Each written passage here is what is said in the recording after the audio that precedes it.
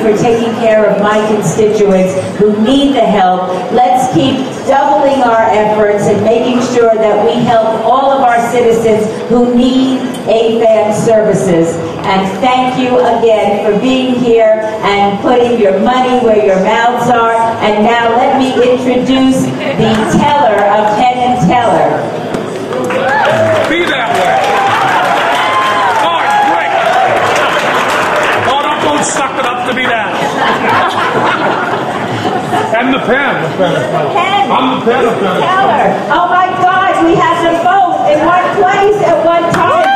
The pen of Penn and Teller. But my name is Teller. This is my partner Penn, and this has been going on for 21 years. They said, and thank you all for turning out and welcome you all, and thank you so much. And also Carol, just does the greatest job in the world. She's the one that really makes the whole thing happen. And I'm so sorry both of her couldn't be here tonight. But thank you so much. Thank you. Everyone, stick around. We are going to have an amazing fashion show presented by Macy's.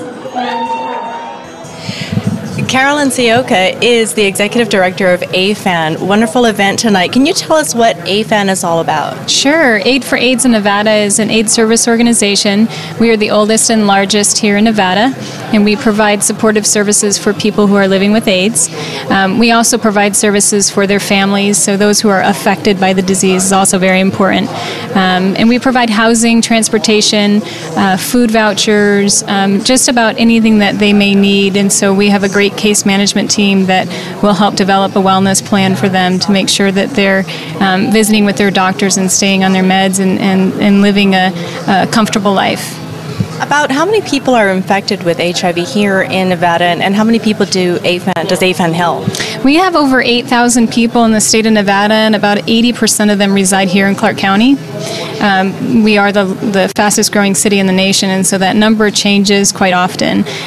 So having all new people moving here to Las Vegas, our demand continues to increase. And so 4 years ago, when I did this party for the first year under my leadership, I stood in front of the crowd and talked about our client base being 1,500, and tonight I will tell them that it's 2,800. So it continues to climb, and that's why this event is so important to us, so that we can raise private dollars that will leverage the public money that we receive from the government.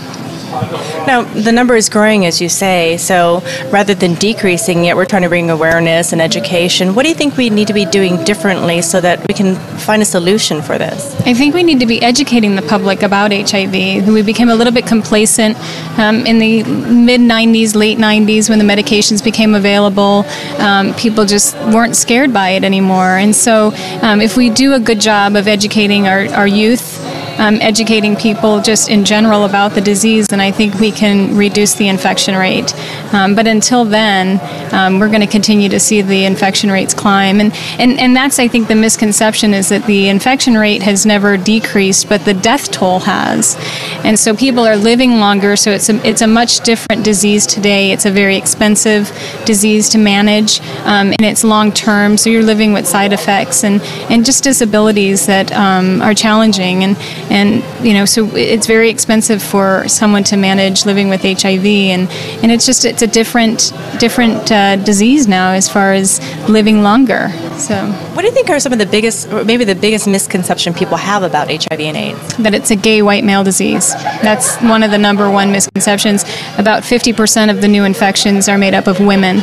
And then educating women about it is really important so that they don't pass it on to their unborn child.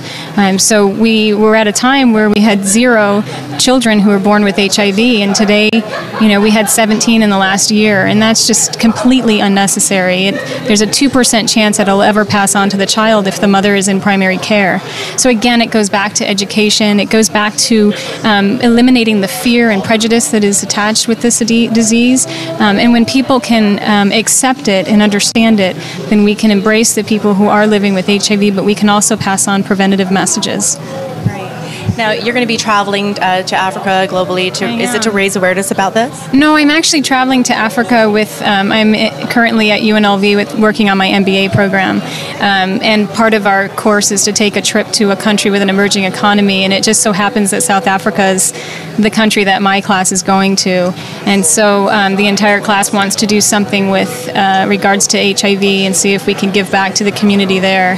So we're hoping to do something. And I'll be there for World AIDS Day, which, I mean, you couldn't plan it any better than that. Yeah. So I'm looking forward to that trip. Neil Giuliano is the president of GLAAD. Can you tell us what GLAAD is the acronym for? Sure, it's the Gay and Lesbian Alliance Against Defamation. We're the national organization for the GLBT community that does all of the media advocacy and anti-defamation work. So, have you been in partnership with AFAN for quite some time? This is actually, I think, the second or third time that I've been here. The first time since I've been the president of GLAAD, which is only about a year and a half. They do tremendous work serving the AIDS community, the HIV community here in Nevada, and we're just real pleased to be a part of it and come to support it.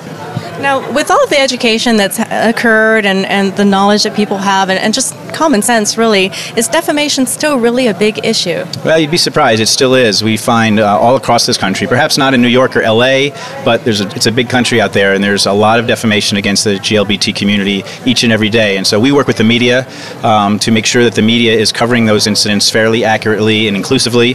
There are still hate crimes. There's been hate crimes still this summer around this country where we've had to go in and work with the local media to make sure those stories are being told accurately. So yes, there's still a lot of defamation against gay and lesbian Americans. Why do you think that people still have a misconception about it? Well, it's actually a world pandemic now, and even here in the United States, a recent study just in New York City showed that the rate of infection of people up to 30 years old, specifically gay men, has now tripled in the last couple of years. So while it's not just a gay disease, the gay community does have to deal with this. So we work with organizations that are dealing with the broader community to make sure that message gets out and really help everyone understand that it really doesn't matter what your sexual orientation is. AIDS doesn't discriminate in that sense, and everyone has to do what they can to be protected and support the community. Now, you have a website? We do. It's www.glaad.org, GLAAD.org, and we actually have some PSAs up there right now, including a lot of famous folks like T.R. Knight and Melissa Etheridge and a whole lot of other folks who are really supporting GLAAD. So we really appreciate the opportunity to be here and talk about it. Well, we thank you for the good work you do and for coming out tonight. Our pleasure. It's a pleasure to speak with you. Thank you.